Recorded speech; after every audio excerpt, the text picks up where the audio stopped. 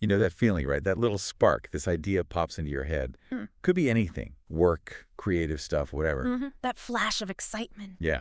And then almost instantly, it's like, bam, this other voice jumps in. The critical one. Exactly. Whispering, oh, that's probably not going to work. Or someone's definitely done that already. Right.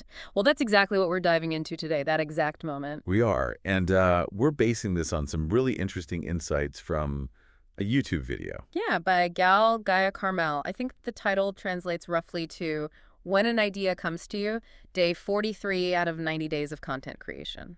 Something like that. Okay, got it. So our mission here, really, for you listening, is to try and understand why those skeptical thoughts pop up so fast. And crucially, how you can maybe work with them. Yeah.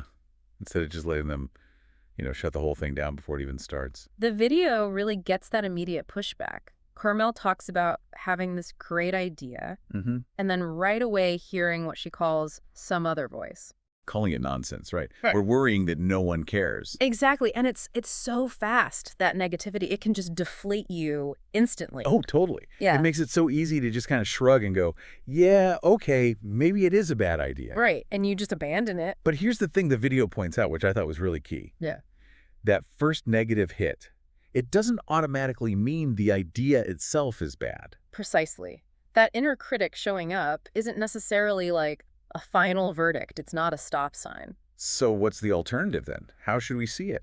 Well, the video suggests this really interesting reframe. Instead of seeing those critical thoughts as just, destructive, think of them as an opportunity to sit with the idea. That's the phrase used. An opportunity to sit with it. Okay. Like examine it more closely. Sort of. It's like your brain's first attempt to deal with it, maybe?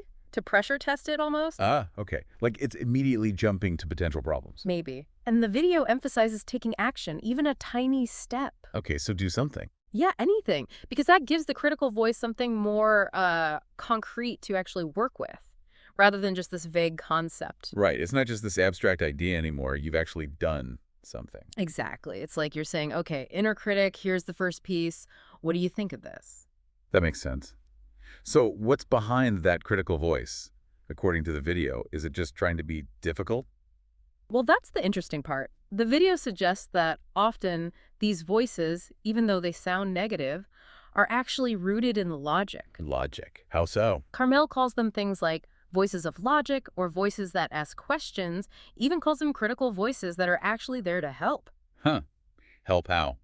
By pointing out flaws. Kind of. Yeah. They're trying to understand the practical side, the how. How would this actually work? What are the steps? What are the resources needed? It's focused on implementation. I see. So it's not just, this is dumb. It's more like, okay, prove to me how this isn't dumb. Pretty much. It wants the details, the plan. So the takeaway isn't to just tell that voice to shut up. No, not at all. The core message seems to be, when the doubts come up, don't kill the idea. Engage with it. Engage with it out. Engage with the idea by thinking through the practicalities that the doubt is raising. How could you make it happen? What are the organized steps? So you're basically answering the critic's questions through planning. Exactly. You're addressing its concerns head on by figuring out the how-to.